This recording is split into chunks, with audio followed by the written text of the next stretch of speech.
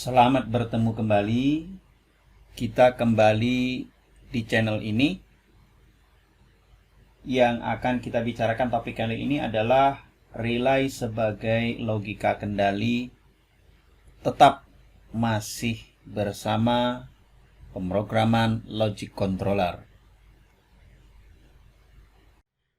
Kita bicarakan yang ada di sini ini adalah untuk pemrosesan dari I/O-nya. Ya, untuk pemrosesan dari I/O untuk PLC. Ya. Nah, I/O dari PLC ini kan dia bagian input dan juga ada bagian output. Dimana kalau kita lihat yang kemarin bagian input dan bagian outputnya semua itu ini kan macam-macam gitu kan. Ada yang nanti dia outputnya misalnya pakai relay, ada yang dia nanti outputnya itu ya dia menggunakan triak begitu kan, ada dia menggunakan transistor gitu.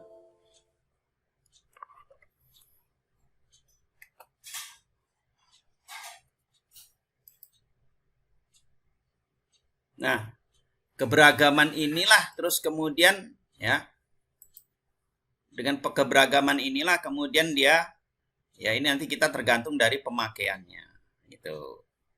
Oke, nah sekarang kalau kita mulai saja ya untuk pemrosesan I/O ini ya bagian input dan output. Nah, kita bisa lihat di sini ya kan. Dari sebuah I/O di sini, dari sebuah I/O dari PLC ini kan dia macam-macam ya. Nih kita lihat bahwa sinyal input dari sensor dan output dipakai apa? Untuk mengatur ya, untuk mengatur apa? Piranti atau peralatan ya. Jadi dari inputnya kita mau seperti apa gitu ya, masukannya. Terus kemudian nanti dia luarannya seperti apa. Jadi input umumnya ini kalau kita biasanya bisa menggunakan sensor, luarannya kita juga bisa menggunakan ya peralatan-peralatan terserah apa yang mau kita kendalikan. Nah, di sini sinyalnya ini bisa berupa sinyal analog. Kemudian ada yang diskrit, ada yang berbentuk digital. Ya. Nah, terus kadang-kadang kan modelnya analog itu gimana, diskrit bagaimana, digital bagaimana gitu ya. Oke. Nah, kalau dia ini sinyalnya itu tidak putus atau continue terus gitu ya. Ini sinyal pantau continue, misalnya dia ini misalnya ada di sini terhadap waktu di situ ya. Dia ini ya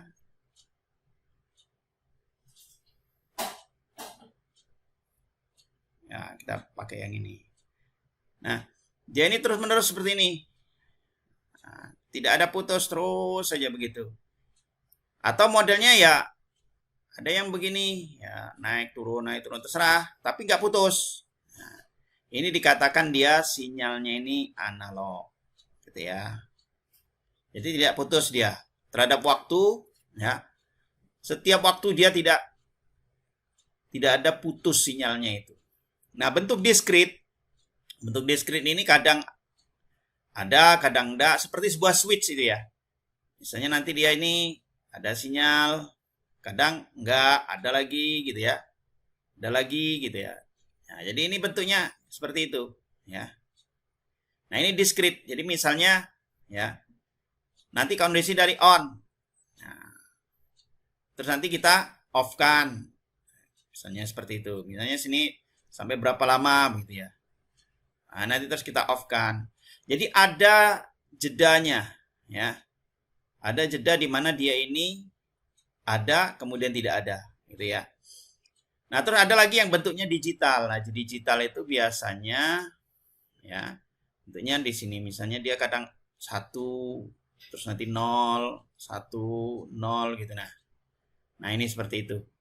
Nah ini nih 1 di sini 0. Nah, ini digital. Yang ini itu digital. Kalau yang diskrit itu ini. Nah, gitu ya.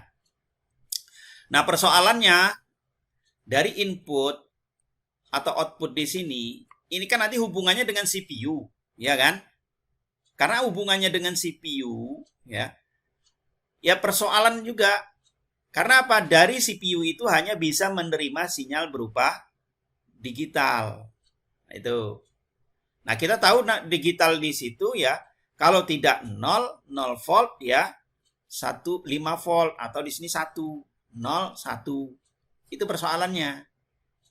Nah, untuk itulah maka perlu adanya istilahnya manipulasi. Ini bukan manipulasi, itu istilahnya bahasa manipulate itu. Kalau di Indonesia sudah condong condong kata-kata itu, manipulasi itu suatu yang negatif.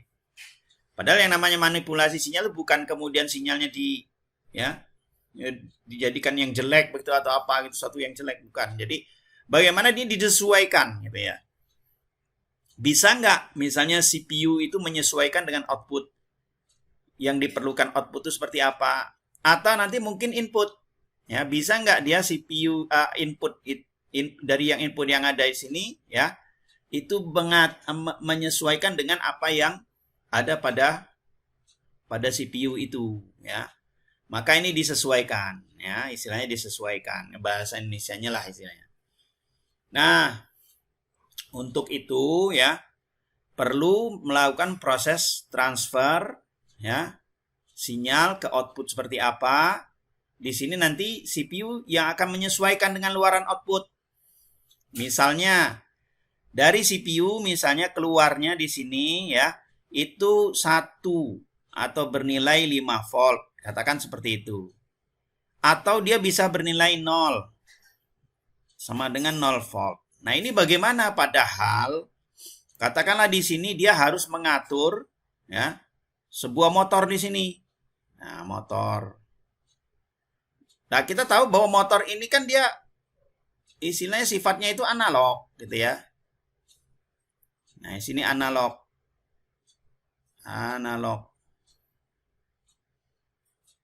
Nah, padahal di sini keluarannya berupa digital. Gimana caranya? Gitu kan? Itu. Nah, maka perlu disesuaikan. Nah, nanti kita akan lihat bagaimana cara menyesuaikan itu, gitu kan? Nah, sekarang kita lihat dulu di bagian inputnya, ya, di bagian inputnya. Nah, di bagian input seperti yang kemarin kita bicarakan, ini ada yang namanya sourcing, ya. Di sini ada sourcing, di sini ada input device-nya, ya. Kemudian di sini nanti kita lihat di sini ada sumbernya, gitu kan? Terus kemudian dia masuk ke inputnya ini ya. Nah, proses di sini, terus nanti dia keluarkan di sini ya. Berarti kan nanti tegangannya di sini ya tetap positif kan, dan di sini baru nge-ground-nya. Nah, di device-nya di sini. Ini input device-nya. Ya. Ini yang namanya sourcing gitu ya. Nah, kemudian ada lagi yang namanya syncing gitu ya. Nah, di sini kita langsung. Jadi ini sumber ya. Terus kita kaitkan dengan device-nya, ini terserah. Bisa ini nanti switch, ya. Bisa nanti ini sensor, ya. Ini bisa kita pakai di situ, ya. Nah, ini dan ini yang jelas ini sumber. Ini sumber. Nah, kalau di sini kita letakkan sumber, bukan kemudian di dekat ground-nya di sini. Kalau yang di dekat ground-nya atau yang negatif, yang di sini ya, yang keluarannya di sini. Ini nanti jadi sourcing dia, tapi di sini ya, di sini langsung device-nya itu dilekatkan dulu dengan ini, dengan sumber. Kalau ini setelah melewati dari si input, ya kan, diletakkan di sini setelah sumber, kemudian masuk ke input unit, kemudian di sini ya, baru device-nya ini kalau yang sourcing, gitu. Nah, ini konfigurasi kita mau seperti apa di situ kan. Oke, sekarang kita lanjut lagi. Nah, sebagai bagian input unit di sini ya. Nah, sebelumnya kita kan tadi persoalannya begini kan. Jadi persoalan yang tadi itu kan di sini luaran. Ya kan? Luaran di sini ini 1 atau 0. Padahal di sini motor ya. Katakanlah misalnya sebuah motor. Ini motor ya. Di sini motor di sini ya. Ini katakan misalnya sampai 24 volt ya 1 ampere misalnya itu baru bisa digerakkan si motor ini, baru bisa jalan, baru bisa berputar gitu ya. Padahal di sini hanya 1 volt atau di sini misalnya ya 5 volt lah, 1 itu kan sama dengan 5, 0 ya 0 volt kan. Nah, gimana caranya bisa dan ini pun mungkin hanya 10 mili ampere atau 25 sampai 25 lah katakan, atau 50 mili ampere. Nah, ini kan nggak bisa. Caranya ini butuhnya besar tapi dia tersedianya itu kecil. Nah, itu. Dan di sini pun ya modelnya, pulsanya atau luarannya itu berupa digital, gitu kan? Ini digital. Padahal yang ada di sini ini sifatnya ya continue, analog. Ya. Nah, ini kan jadi persoalan. Nih. Nah, gimana caranya? Kan begitu. Nah, kita lihat di sini bagian input. Nanti akan kita bahas lagi. Kita lihat di bagian input di sini. Kalau kita lihat di sini, ini input adalah masukannya tadi nih ya. Terserah mau model yang syncing atau sourcing, itu terserah. Tapi di dalam PLC ini bagian luarnya, ya. Dan ini bagian dalam. Ya. Nah, bagian luarnya, kita tahu di sini, ini dia terhubung. Dengan sebuah apa? Dengan sebuah rangkaian seperti itu. Nah, seperti yang kita bicarakan juga sebelumnya, ada yang namanya ya opto osilator di situ. Ya, kita lihat di sini ya. Ini. Nah, fungsinya apa? Fungsinya adalah untuk mengisolasi. Nah, kalau di sini nanti ini hubungannya dengan CPU-nya begitu ya. Ini CPU. Sehingga ketika terjadi apa-apa yang ada pada bagian input, otaknya di sini atau CPU-nya ini tetap aman. Ya. Walaupun nanti dia sini dikasih input loh, harusnya kan nggak boleh input AC, tapi kenapa kok diberi input yang tegangannya itu modelnya AC? Atau mungkin diberi tegangan sampai misalnya 1000 volt misalnya. Loh kan nggak boleh, batasnya cuma 100. Nah, paling yang rusak itu adalah bagian sini saja. Bagian ini ke sana. Ya, ini rusak, dadal, katakan karena kelebihan. Nah, tetapi yang di dalam ini terselamatkan. Maka ini fungsinya opto osilator di situ itu. Dan bekerjanya berdasarkan apa? Berdasarkan cahaya. Ketika ada cahaya inframerah ya yang kemudian mengenai permukaan dari fototransistor di sini, maka dia akan ya seperti halnya sebuah saklar tertutup. Ya, dia fungsinya ini, kerjanya ini, aktifnya ini seperti sebuah saklar. Ketika nanti ada arus dari sini, ya, ketika di sini ada cahaya begitu, maka dia akan tertutup seperti itu, ya, seperti saklar tertutup. Istilahnya close, sebuah switch yang close atau kontaknya itu dalam keadaan close, sehingga ada arus yang mengalir dari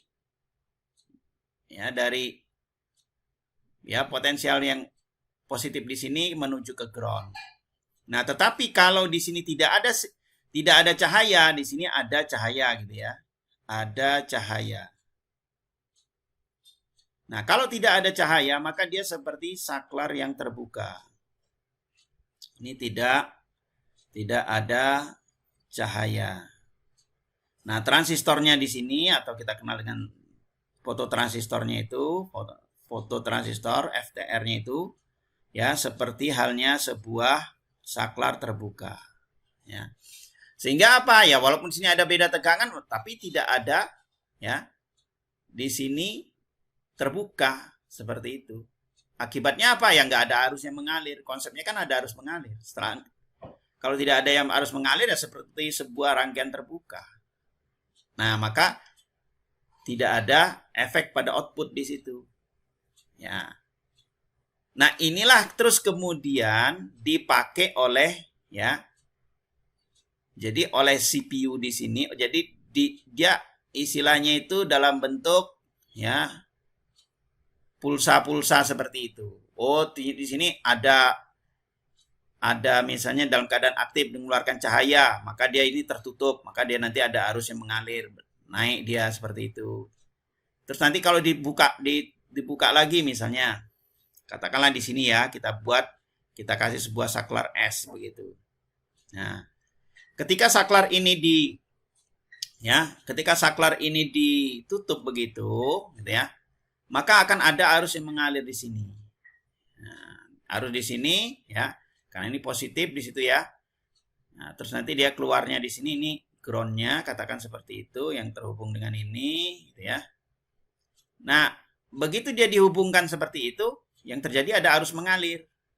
Ini arus nggak bisa masuk ke sini karena diblok, ini untuk proteksi saja. Terus dia kemari di situ ya. Nah, di sini ada yang juga ke sini, gitu, ada yang juga ke sana. Ini sebuah pembagi tegangan, gitu ya. Nah, bagian yang kemari di sini ini terus kemudian dia ya, karena dia ini istilahnya anoda katoda, anodanya lebih positif dari katoda, maka arus mengalir. Ya. Nah, mengalirnya arus atau istilahnya kalau ini kan sebuah dioda, anoda, di sini katoda, ya. Kalau anoda itu lebih positif daripada katoda untuk sebuah relay, maka dia seperti ya saklar tertutup juga, ya. Di sini S juga, S dioda di sini. Nah, sehingga dia mengeluarkan cahaya infra di situ. Nah, dia mengeluarkan cahaya infra mengakibatkan apa? Transistor ini jadi aktif. Ketika nanti transistor aktif, maka akan ada arus. Berarti akan ada ya sistem yang tertutup di sini, ya. Jadi sistem tertutup di sini menyebabkan apa? Oh, di sini berarti ada istilahnya dia dalam keadaan pulsanya misalnya on atau tinggi, yang satu gitu misalnya. Nah, ketika nanti ini dibuka, dia tidak ada arus yang mengalir ke sini, ya. Karena di sini tidak ada arus yang mengalir, ya dia tidak mengeluarkan cahaya. Akibatnya transistor ini tidak menerima cahaya. Berakibat apa? Dia seperti saklar terbuka. Nah, dia nanti jadi nol di situ. Nanti begitu juga lagi terus gitu ya. Nah, ini ibaratnya seperti sebuah pulsa.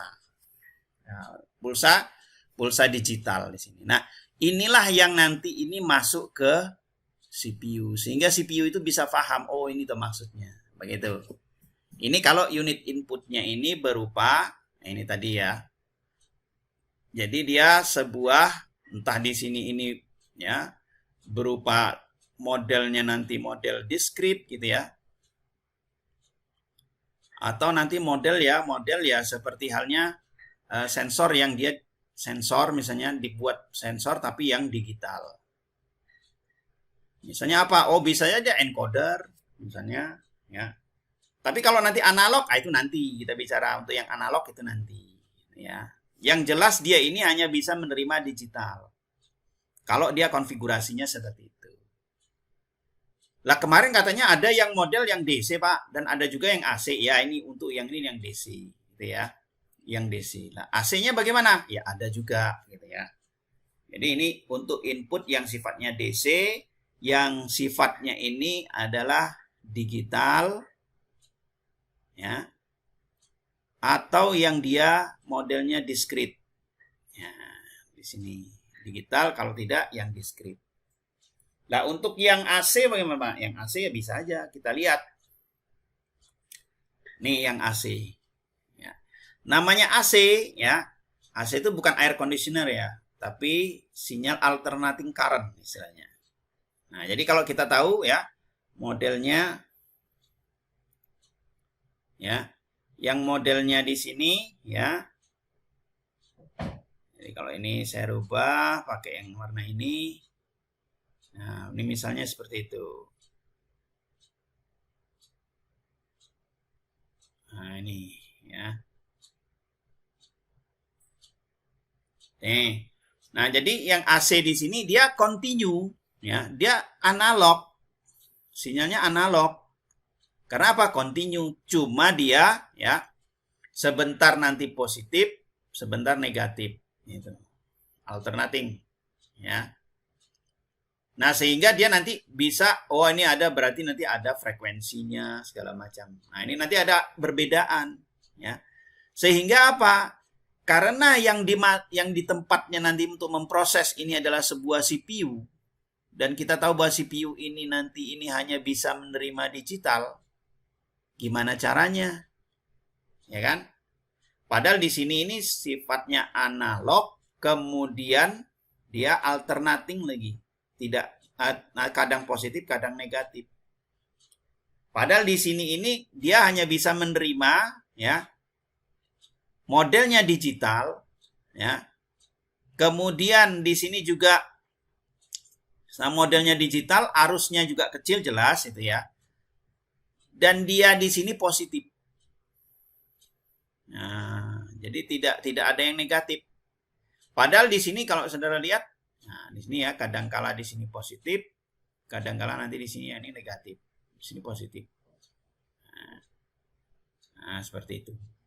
Oh, caranya seperti apa? Maka ini harus disesuaikan dulu ya dengan menggunakan sebuah ya istilahnya regulator gitu ya. Nah, itu. Caranya gimana? Nah, ini kita lihat. Ya, caranya ketika ini sinyal ya, ketika sinyal analog ini ya alternating current di sini ini masuk melalui inputnya, maka dia masuk di sini. Ini hanya sinyal indikator ya. Jadi ini hanya nanti tampilannya menampilkan ini ya, ini lampu. Ini lampu ini hidup. Kalau ini hidup berarti sistem di dalam keadaan aktif di sini gitu ya. Ada masukan berupa tegangan atau sinyal AC gitu ya. Maka dia memberitahu ya. Nah, sampai di sini, nah inilah maka di sini pentingnya nanti kalau saudara sudah ngambil kuliah elektronika 2 ya, nanti ada namanya ya semacam sebuah regulator atau istilahnya kalau sekarang ini kan modelnya kita kenal dengan apa? Dengan apa ya namanya? Kayak catu daya gitu ya. Jadi harus disearahkan dulu. Di sini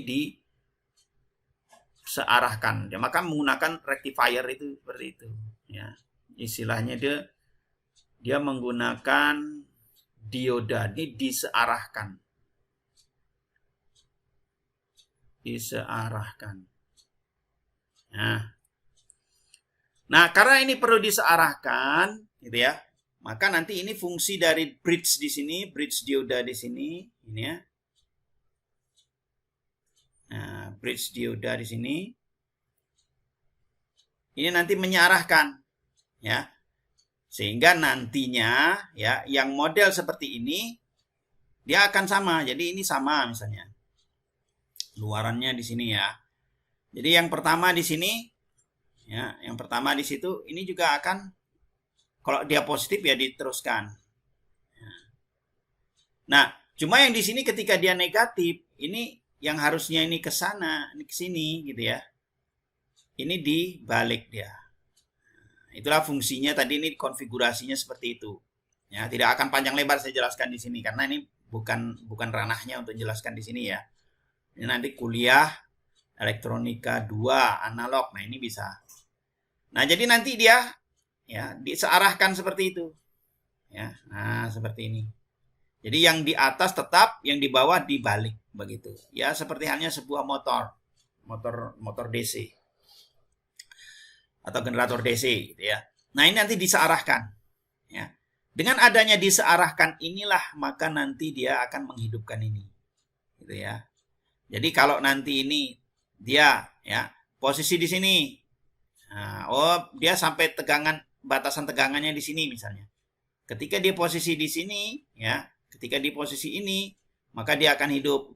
Terus sampai dia nanti ya sampai dia ini tadi ya sampai dia mati. Jadi istilahnya ini juga akan sama gitu ya. Dia akan nah di sini gitu ya. Cuma dia pada sampai posisi-posisi tertentu saja.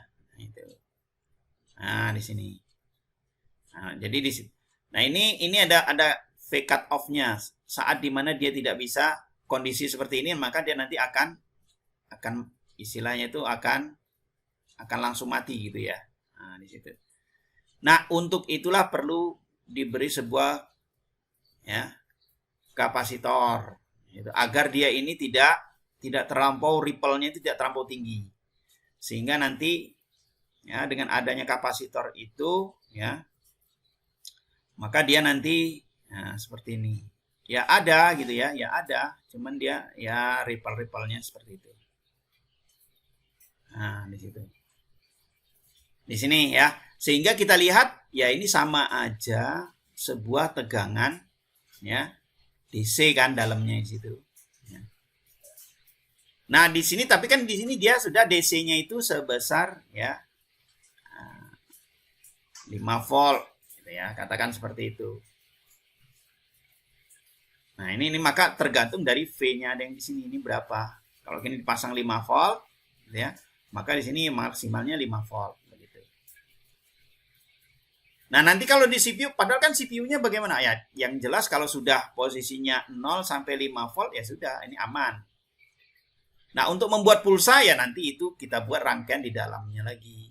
Nah, ini nanti terhubung yang jelas ini menuju ya, mesti akan ada istilahnya rangkaian penyesuaian ini menuju ke CPU-nya. Nah, PLC CPU. Cuman kan CPU-nya kan dia nanti ada 00101 masa dia satu terus? Ya nanti kita lihat bagaimana ini pengkondisinya yang di sana. Itu pentingnya ya, rangkaian lagi di dalamnya di sana. Ya. Nah, ini kalau sinyalnya AC, Pak. Kalau kemudian nanti sinyalnya itu kita maunya kan kita pakai sensor nih, sensor misalnya sensor apa? Oh, sensor misalnya sensor suhu. Nah, sensor suhu ini kan dia ya mungkin 0 sampai 5 volt lah istilahnya. Atau dia mungkin di sini bisa mendeteksi dari misalnya 0 derajat sampai 80 derajat misalnya. Nah, kan dia nggak mungkin nanti dia menggunakan, ya ada sih memang yang sudah digital, tetapi kebanyakannya juga analog. Gimana caranya? Padahal ini harus kita masukkan ke PLC. Ya bisa saja, maka PLC-nya itu harus punya sebuah modul atau sebagian lain, ya, atau unit lain yang bisa mengkonversi, gitu ya, besaran ini ke dalam digital. Ini perlu adanya konverter istilahnya, nah, penerjemah gitu ya, atau yang bisa menyesuaikan. Nah, apa? Oh ya, kita kenal dengan ya analog. Sini analog to digital. Apa di sini? Converter. Nah, analog to digital converter ya. Nah, maka ini diberi bisa pada bagian input tertentu ini ada sinyal analog. Ya, bisa dimasukkan dengan sinyal analog jika itu terdapat konverternya atau dia bisa mengkonversi menjadi digital. Nah, saya juga di sini agak akan detail membicarakan itu ya. Cuma ini pengenalan saja. Ya.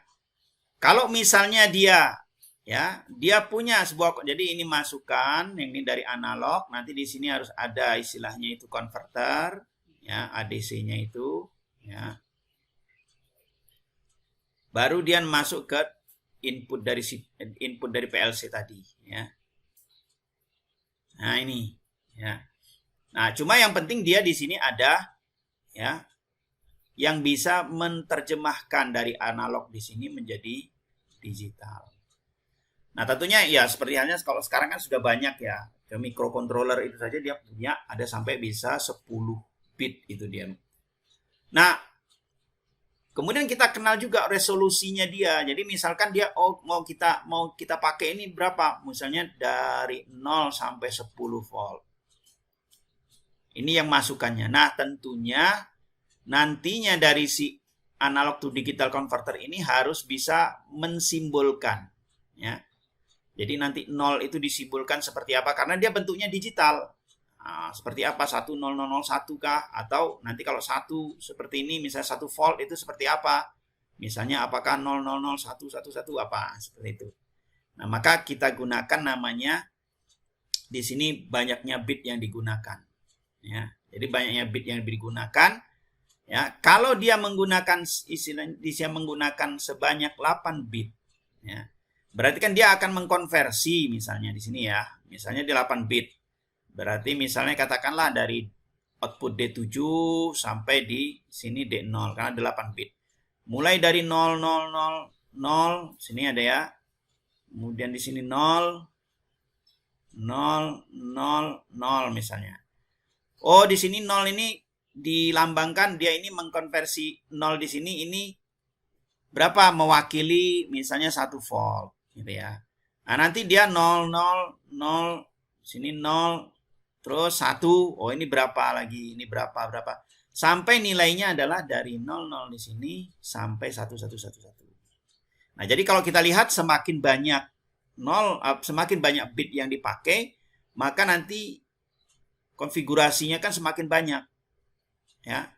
Makin banyaknya konfigurasi di sini akan apa? Oh, nanti dia ya resolusinya itu semakin tinggi, gitu kan? Nah, kita bisa cari di sini nih. Ini sebesar ini. Ya. Jadi misalnya n ini adalah n bit ini adalah jumlah bitnya. Kalau tadi 8 ya 8 gitu. Oh, berapa yang kita bisa konfigurasikan ya? Berarti ya 8 lah, istilahnya 1 bagi 2 pangkat 8 dikurangi 1 gitu ya. Jadi 2 pangkat 8 dikurangi 1, 255 ya. 1 bagi 255. Nah, inilah yang bisa berapa ini? Nah, ini ya. Ini nanti masih dikali dengan ya referensinya. Kalau kita pakai ya 5 volt ya kalikan 5 gitu ya. Nah, nanti berapa per ya kenaikannya itu berapa? Dari 0 menuju ke berapa ini? Ini besarnya ini sekian ini. Resolusinya.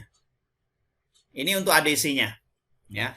Sehingga dengan kata lain dia punya istilahnya level kuantisasi. Nah, ini bisa kita gambarkan atau simbolkan seperti ini. Jadi ini misalnya dari analog, tegangan analog yang masuk ya, misalnya berapa? 0 sampai misalnya 10 volt gitu kan.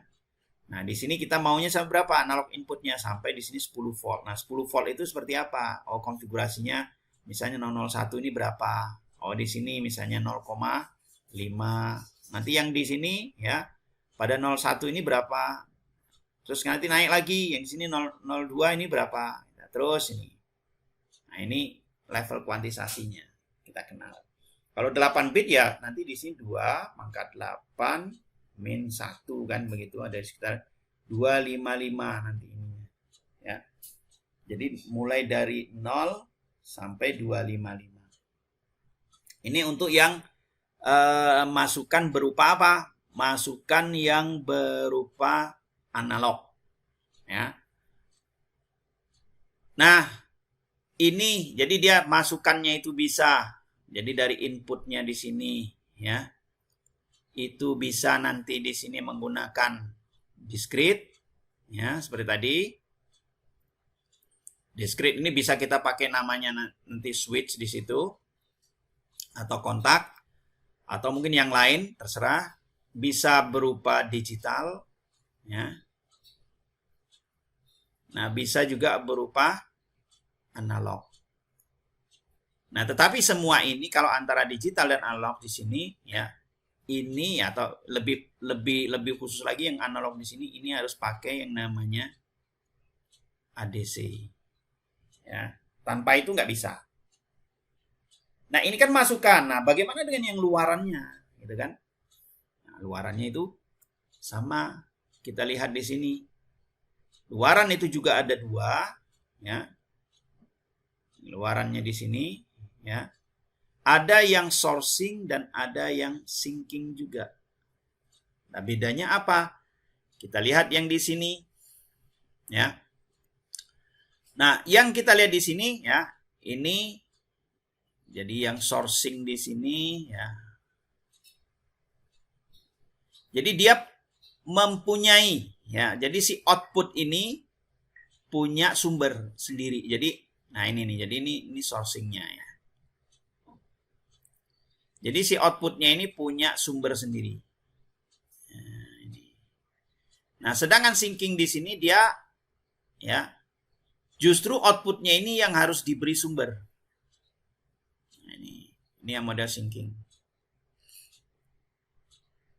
Nah, ini jadi berarti kalau dia nanti ini punya sumber gitu kan, si load ini bisa nebeng. Nah, oke. Kalau yang ada di sini si outputnya yang nebeng, yang ikut gitu ya. Oke. Nah, seperti yang kita kita bahas juga yang kemarin bahwa untuk sebuah relay, sebuah luaran itu kan ada, dia bisa menggunakan relay, dia bisa menggunakan transistor, dia bisa menggunakan triac. Nah itu. Jadi ada 3 jenis. Yang ini bisa DC AC, ya, cuman dia lambat. Yang ini hanya bisa DC, ya, dia memang cepat. Yang ini hanya AC, ya kan? Sini AC maupun DC. Tapi terbatas, arusnya terbatas, gitu ya. Transistor dia bisa hanya DC, tapi cepat. Duanya yang dua ini cepat ya dibanding dengan, karena istilahnya solid state dia menggunakan itu. Nah, kalau yang ini hanya bisa yang AC. Nah, maka nanti kita harus perhatikan yang kita punya itu seperti apa, model yang mau kita beli itu seperti apa. Nah, tapi secara umum konsepnya seperti yang kemarin, mesti ada opto-osilator. Tetap dia melindungi ya, baik input terhadap output maupun terhadap pemroses. Ya, jadi perlindungannya seperti itu. Tetapi walaupun terpisah seperti itu gitu ya, dia ada media komunikasi yang bisa ya saling berhubungan. Ya, contohnya saudara lah. Saudara dengan orang tua, mungkin orang tua nggak di Jogja, tetapi mungkin di luar gitu ya. Di luar dari Jogja. Ada yang mungkin di Kalimantan, ada di Jakarta, ada yang mungkin ada di mungkin di Sumatera, segala macam. Nah, cuma tetap bisa komunikasi, karena lebih gampang menjelaskannya. Bisa saling komunikasi dengan apa? Ya, dengan adanya HP ini tadi. Sehingga ya, saudara bisa tahu walaupun saudara tidak di rumah, saudara bisa tahu. Misalnya, oh, sekarang ini misalnya ibu saya tuh atau bapak saya ini sedang di mana atau sedang apa gitu ya. Oh, dengan ini ada sedang acara keluarga bersama adik-adik misalnya. Saudara bisa tahu gitu ya. Karena apa? Itu ada namanya fasilitas komunikasi itu tadi. Ya sama ini juga begitu. Nah, ini kalau kita lihat di sini kan seperti ini. Jadi misalnya dia berupa relay, ya, luarannya ini berupa relay. Nah, kalau saudara lihat di sini tetap ada yang pertama istilahnya isolatornya dia. Isolator antara yang ada di internal ya dengan yang ada di eksternal. Nah, cuma ini memang masih dalam satu sini, jadi masih dalam satu ini gitu ya, satu bagian gitu ya. Nih, masih dalam satu bagian. Artinya apa? Dia ini terhubung dengan sebuah relay. Nah, ini sama. Jadi misalkan dari CPU itu memberikan seperti itu ya, dalam waktu T ini nanti dia nilainya 1. Berarti ketika dia ini lewat di sini, arus di situ ya, maka dia akan memancarkan kondisi 1 di sini ya, ada arus. Ini arus tidak sama dengan 0. Di sini I tidak sama dengan 0. Nah, katakan di sini nanti 5 volt lah, katakan, tidak ada masalah tegangannya. Nah, terus kemudian apa yang terjadi? Transistornya ini akan aktif. Aktifnya transistor di sini ya menyebabkan apa? Oh, di sini ya terjadi ya, arus. Kalau di sini I dari CPU, nah, katakanlah ini dari I dari I/O-nya. Nah, ada arus dalam sebuah rangkaian tertutup menyebabkan koil ini bersifat magnet, termagnetisasi gitu ya. Karena apa? Karena dialiri arus. Dialiri arus, maka dia akan timbul medan magnet. Karena ada medan magnet, maka dia akan menggerakkan relay di sini sehingga dia tertutup. Nah, misalnya seperti itu. Nah, karena dia seperti sebuah rangkaian tertutup, ya, ada switch atau kontak di sini. Ini kontaknya. Kita namakan kontak ya. Terus yang di sini kita namakan koilnya, ya. Mengakibatkan apa? Nah, adanya arus pada luaran di sini, ya. I pada device. Nah, di sini ada perbedaan tegangan, maka ada arus yang mengalir. Nah, sehingga nanti ini ya terserah.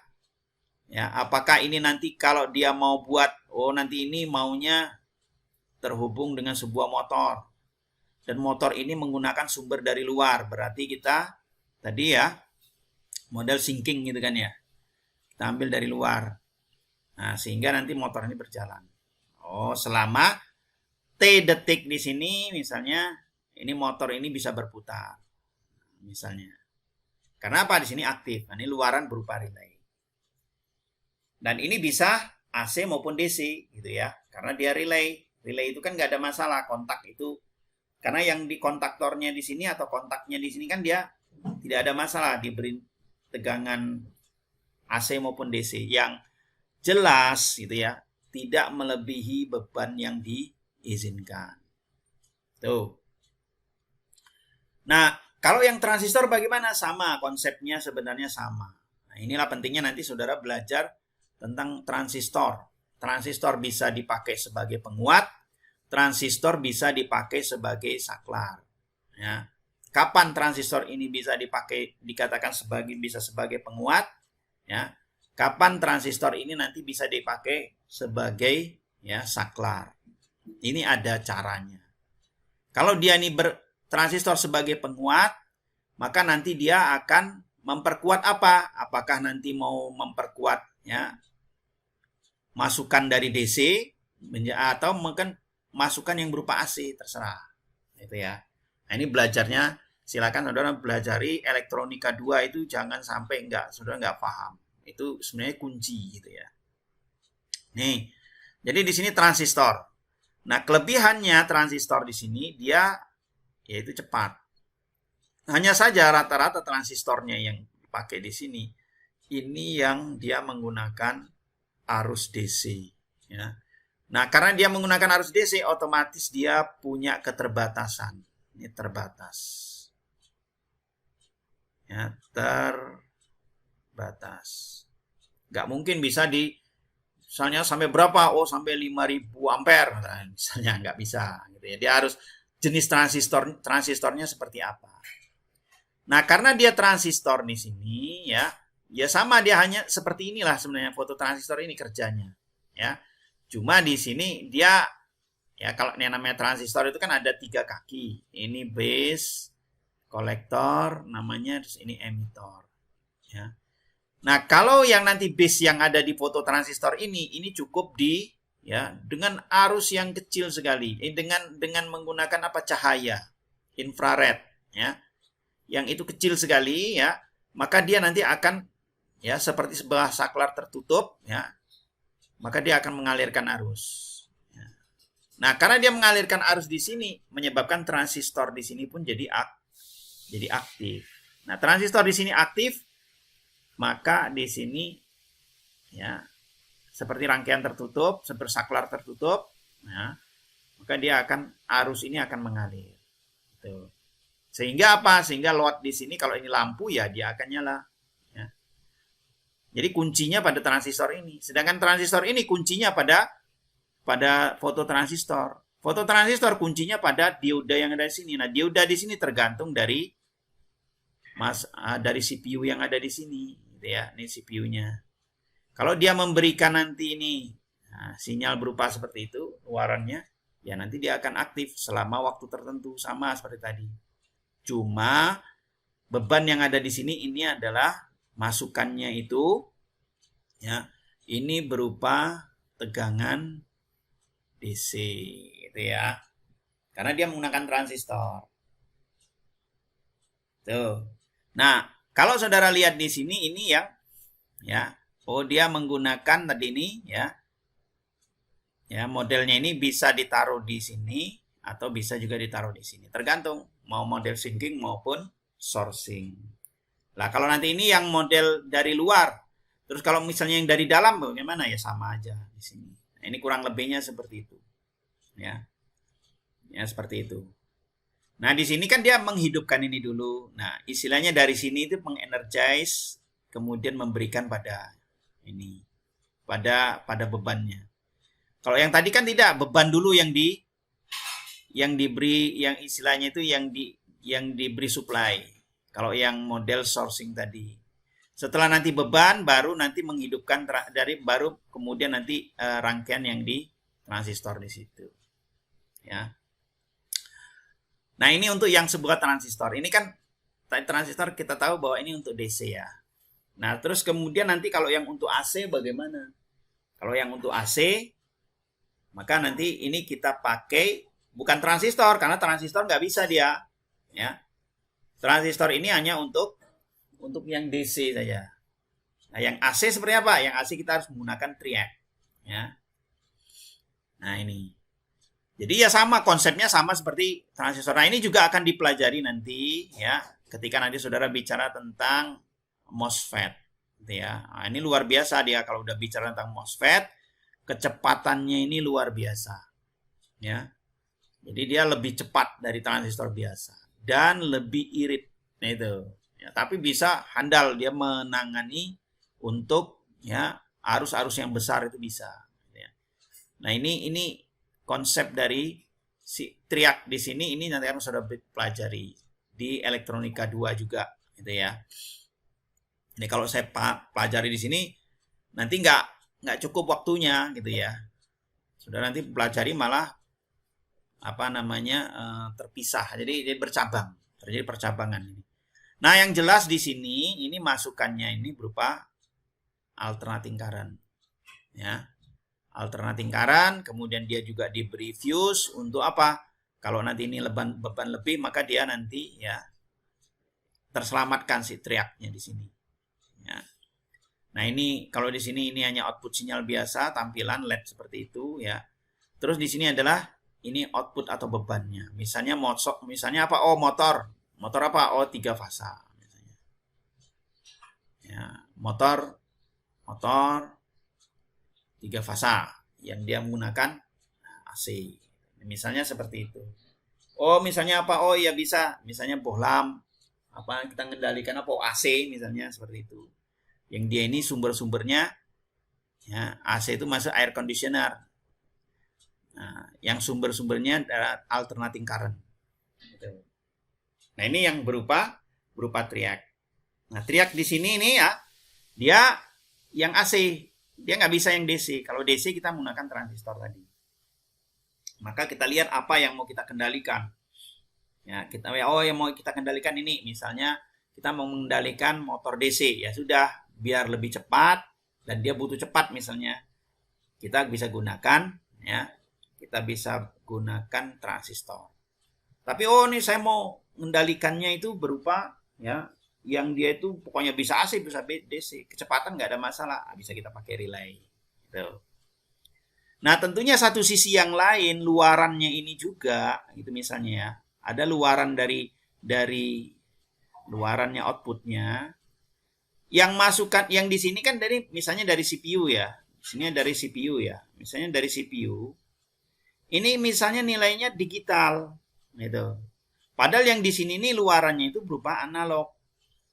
Nah, gimana caranya? Ya bisa, caranya harus ada converter namanya digital to analog converter. Nah, itu.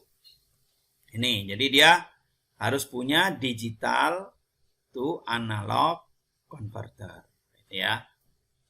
Nah, ini nanti akan menghasilkan apa? Luarannya itu berupa luaran yang sifatnya analog. Nah, karena apa? CPU tidak bisa, keluaran dari CPU langsung analog tuh nggak bisa. Di sini 0 sampai 5 volt gitu, nggak bisa di sini. Ini misalnya CPU, ya. Nggak bisa, dia akan 0 atau 5 volt. Nah, gimana caranya? Ya berarti karena dia harus disimbolkan, ya kan? Dia harus banyak, ya, beberapa, misalnya dari 0 sampai berapa? Sampai 7 misalnya. Nah, ini harus disimbolkan. Misalnya dia luarannya seperti apa? Misalnya 0, 0, 1, 1, 0, 1 misalnya. Misalnya ini dari D0 sampai di sini D7-nya. Nah, ini disimbolkan sebagai apa? Maka dia akan punya lihat dari tabel. Oh, kalau ini disimbolkan sama dengan misalnya 3,7 volt misalkan. dari maksimum 5 volt. Nah, nanti dari simbol itulah kemudian dia rubah si fungsinya dari si digital to analog ini. Nah, merubah menjadi apa? Menjadi besaran analog. Gitu ya.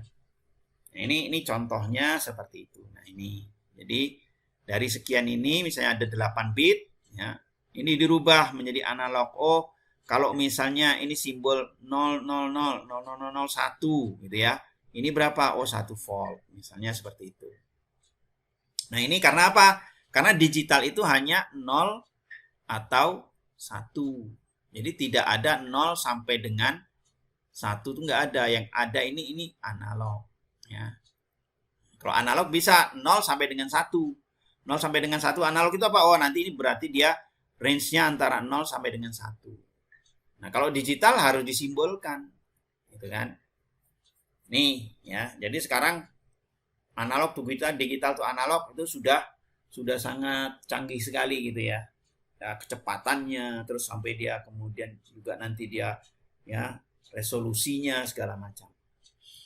Nah, kita bicara tadi ini bicara tentang input atau output pada apa? Pada PLC. Ya. Nah, padahal PLC di sini kalau kita lihat di sini kan banyak sekali inputnya atau outputnya. Ya. Nah, dia ada yang modelnya syncing, ya, ada yang sourcing gitu kan. Ada yang dia nanti dia sumbernya dari luar, ada yang sumbernya dari dalam gitu ya. Nah, kan dari masing-masing di sini luaran ini kan punya ya, punya jalur sendiri-sendiri. Nah, gimana caranya untuk misalnya source-nya atau sumbernya apakah di satu sumber bersama ataukah sumber sendiri-sendiri gitu. Maka di sini ada 2 model. Ya. Model untuk supply tenaganya gitu ya, supply tegangan atau arusnya di situ. Ada yang dia itu satu sumber di sini ya, tapi bisa dipakai secara bersama di situ. Ya. Nah, ini fuse biasa untuk apa? Untuk mengantisipasi ya. Tapi dia punya istilahnya itu satu sumber dipakai untuk bareng-bareng. Nah, kalau satu sumber bisa dipakai untuk bareng-bareng, ini tandanya apa? Di sini ya satu ya. Yang penting di sini dayanya harus besar. Ya kan harus besar. Karena apa? Satu dipakai bareng-bareng. Misalnya saja dia butuh yang di sini butuh 500 miliampere, yang di sini ini 20 misalnya 20 miliampere gitu ya. Yang di sini, makanya nanti dia harus totalnya berapa. Jangan sampai nanti diberi sampai di sini, ini dia nyerot banyak, di sini nggak kebagian. Itu. Nah, maka ini bisa, kalau common, ini berarti satu dipakai bareng-bareng. Satu sumber dipakai bareng-bareng. Gampangnya seperti itu. Nah, ada juga yang kedua, yaitu model individual. Individual di sini ya masing-masing punya sumber sendiri-sendiri. Gitu ya. Ini misalnya punya sumber sendiri, ini misalnya misalnya sini punya sumber sendiri gitu ya. Nah, itu. Jadi masing-masing punya sendiri-sendiri. Tuh. Nah, tentunya nanti kalau ini ya, kalau sendiri-sendiri ya dia tergantung berapa butuhnya bebannya itu gitu kan. Mestinya nanti kalau ini nggak sama. Kalau di sini kan di jumlah. Kalau ini kan masing-masing aja. Ya. Ibaratnya gampangannya saudara datang, saudara ulang tahun. Salah satu temen ulang tahun. Ayo makan-makan, dia bilang gitu. Nah, berarti kan yang ngebosi cuma satu orang. Gitu ya. Kalau kemudian ayo kita makan siang nih. Udah waktunya misalnya. Makan siang. Karena apa? Karena udah jam ini. Udah makan siang. Jam makan siang. Oke, kalau gitu. Tapi yarwe ya. Bayar sendiri-sendiri. Itu. Ya tergantung kalau udah yarwe bayar sendiri-sendiri tergantung dari kapasitas perutnya masing-masing kan. Itu. Ini contoh logikanya saja. Gitu ya. Oke. Nah, sekarang di sini sudah. Terus gimana caranya kalau kemudian kita kadangkala butuhnya di sini ya. Butuhnya di sini katakanlah Katakanlah di sini kita butuh masukannya di sini nih 12 volt. Ya kan? 1 ampere katakan. Padahal yang kita pakai di sini, ini cuma 5 volt, kemudian 500 miliampere. Nah, ini apa nggak perlu disesuaikan? Maka ini perlu adanya penyesuaian, gitu ya, harus ada disesuaikan. Ini penyesuaian. Nah, penyesuaian dari apa? Dari 12 volt, 1 ampere menjadi 5 volt, misalnya 500 miliampere. Atau sebaliknya. Nah, ini kalau tidak di step down, ya step up begitu. Maka ini kita perlu yang namanya pengkondisi sinyal. Nah, pengkondisi sinyal ini banyak sekali. Apalagi ini pentingnya nanti di elektronik, untai listrik itu kenapa perlu belajar untai listrik ini di sini, ya. Yang paling sederhana di sini, ya. Modelnya berapa? Oh, di sini kita butuh di sini ya dari berapa? Ya. Misalkan kita mau pakai ini sekian volt, harus kita turunkan ya menjadi sekian. Nah, ini udah pakai aja. Kasih sebuah hambatan. Hambatannya ini nanti yang akan ya berubah jadi panas dilepaskan. Kelebihannya di situ, ya. Nah, lebih baik lagi di sini itu adalah menggunakan ini ya, istilahnya rangkaian Thevenin. Kalau yang kemarin ini rangkaian Thevenin. Atau pembagi tegangan. Nah, nanti pembagi tegangan ini banyak sekali dipakai ya di rangkaian elektronik. Ya, baik itu rangkaian elektronik untuk komputer, untuk transistor maupun yang dipakai untuk ya macam-macam ya. Jadi misalnya untuk sensor segala macam. Nah, ini dia menggunakan yang namanya pengkondisi sinyal. Nah, kalau kita tahu pengkondisi sinyal ya kita sesuaikan saja ya. Kita sesuaikan misalnya dari sini luar masukannya berapa? Oh, di sini 12 volt misalnya. Di sini 12 volt. Mau kita jadikan berapa? Jadikan 6 volt gitu. Nah, ini kita bisa konfigurasi. Terserah bagi kita, carilah resistor yang ada di pasaran. Jangan nyari resistor yang tidak ada di pasaran. Dekati dengan yang ada di pasaran dulu. Ya. Sehingga kita nggak kesulitan untuk mencari. Nah, ini kan kita konfigurasinya bisa kita pakai. Ya berapa? Di sini berarti kan kalau kita ini 12, ini berarti kan di sini R1 per R1 plus R2 itu kan sama dengan ya 6 dibagi 12 kan di sini sama dengan setengahnya. Ya kan? Berarti di sini 2R1 ya. Di itu 2R1 sama dengan ya R1 plus R2. Ya kan di sini di sini ya. Nah, maka di sini bisa kita tahu ya R1 nanti sama dengan R2. Maka kalau saya pakai di sini, kalau di sini saya pasang 1 kilo ohm ya di sini 1 kilo ohm. Ya kan?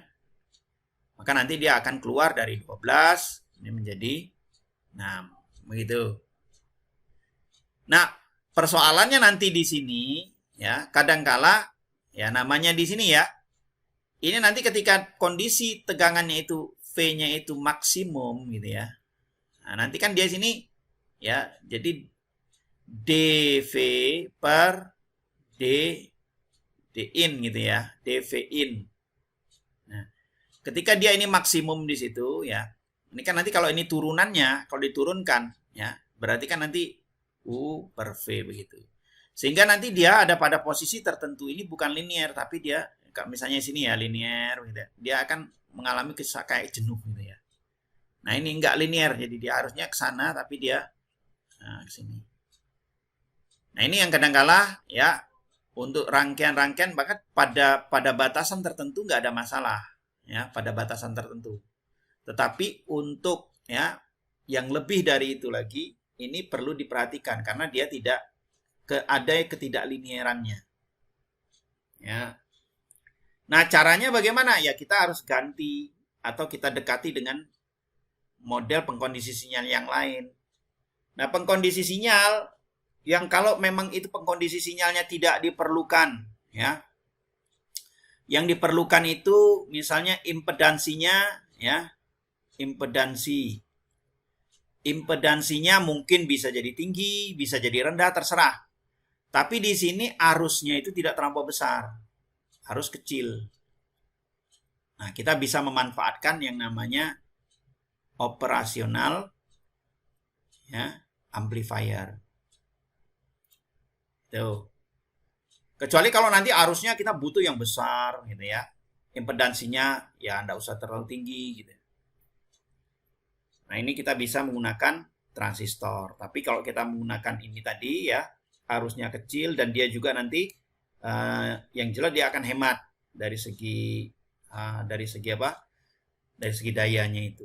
Nah, nanti kita bisa konfigurasikan apakah mau kita bentuk seperti ini. Nah, nanti ini dipelajari juga di elektronika 2 ya. Tapi ini terima saja. Oh, kalau gambaran op-amp-nya seperti ini, hitungannya ini, gitu ya. Cara menghitungnya nanti juga apa? Bisa menggunakan rangkaian ekuivalen, gitu ya.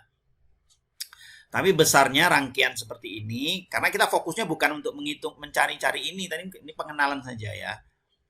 Itu caranya apa? Oh, V-in-nya nanti berapa yang kita inginkan. V-out-nya berapa yang kita inginkan. Kalau perbesarannya itu hanya 1 kali, dan ini biasanya dari tinggi dari istilahnya input impedansinya itu tinggi, kita menginginkan output impedansinya itu rendah, maka kita bisa menggunakan ya model inverting atau non inverting. Terserah kita mau senang dengan adanya angka-angka minus, ya kita buat konfigurasi seperti itu. Ya. Jadi di sini min plus. Nanti ini nanti beda juga ya op-amp-nya. Di sini ada R1, di sini ada R2. Kalau saudara mau perbesarannya cuma 1 kali ya sudah, pasang aja di sini 1 dibagi 1 kilo misalnya. Sini 1 kilo ohm gitu ya. Nah, ini perbesarannya. Nih, tapi kalau misalnya saudara mau turunkan ya berarti R1 harus lebih besar daripada R2-nya gitu. Kalau mau saudara lebih tinggikan 2 kalinya ya R1 ya, lebih kecil 2 kalinya daripada R2. Ini kalau saudara senang dengan yang namanya inverting. Karena ada nanti luaran itu memang ya butuhnya keluarannya ya negatif. Bisa jadi, nggak ada masalah. Maka bisa pakai yang seperti itu. Tapi kalau dia menginginkan ya luarannya positif aja lah, gimana caranya? Ya sudah, saudara bisa pasang masukannya di sini ya. Ininya plus gitu ya. Terus bawahnya ini minus. Nah, konfigurasinya, kebalikannya itu tadi. Ya, mirroringnya. Ya. Di sini R1, sini R2. Nah, rumusannya ini seperti ini. Luaran tegangannya ya R1 per S2 dikalikan V-in di situ. Ya. Nah, ini kan seperti halnya sebuah rangkaian Thevenin tadi, kan. Nih, jadi tapi dia ada tambahan berupa op-amp. Ini jadi nah inilah hubungannya ya antara input dengan output. Begitu ya. Jadi inilah di dalam PLC itu ya input seperti apa ya. Dia menggunakan ada nanti dia bisa pakai yang model ya. Kalau yang input tadi ya, yang input ya. Ini satu nanti dia masukannya inputnya bisa berupa discrete ya. Bisa juga berupa digital gitu kan ya. Bisa nanti yang ketiga ini berupa analog. Nah, hanya saja kalau yang analog ini nanti dia harus menggunakan yang namanya ADC. Ya. Kalau input di sini nanti yang berupa discrete, ya, input yang berupa discrete, oh dia bisa nanti menggunakan ya, biasanya kita menggunakan switch. Kalau yang digital ini bisa menggunakan ya nanti macam-macam, bisa menggunakan sensor yang modelnya seperti apa? Ya misalnya encoder gitu ya. Nah, analog dia harus menggunakan ADC dulu. Nah, dirubah dulu baru nanti dia jadi digital gitu. Ini dirubah dulu. Nah, modelnya nanti pemasangannya bisa apakah syncing atau sourcing. Nih. Terus kemudian nanti yang output, ya, yang output di sini, nah, yang output, nah ini outputnya, apakah kita akan menggunakan yang namanya relay? Nanti di sini kita bisa AC atau DC terserah. Cuma nanti di sini ini lambat, ya. Atau yang model mau kita pakai yang cepat, tapi DC, transistor. Ini yang cepat, tetapi hanya untuk DC. Atau yang mungkin yang model yang cepat juga, gitu ya. Kita bisa menggunakan triac. Yang ini cepat, ya. Tapi kita bisa pakai untuk yang AC, begitu. Nah, ini nanti tergantung kita. Nah, modelnya juga apakah nanti untuk sumbernya, apakah nanti modelnya yang model syncing atau sourcing. Nih, itu ya. Nah, inilah ya sebuah PLC atau hardware dari PLC itu, gitu ya. Nah, selanjutnya di sini ya, ya. Kita akan memahami ya, pemahaman dasar tentang cara memprogram dari PLC ini seperti apa atau bagaimana, ya. Cuman sebelum sampai ke sana, itu kita perlu pemahaman dulu konsep dasar program dari PLC. Nah, bagaimana konsep dasar dari program PLC tersebut? Saya rasa kita hentikan sejenak biar tidak terlalu panjang. Maka kita bisa lanjutkan pada sesi selanjutnya. Jangan lupa tetap pantau terus di channel ini. Terima kasih.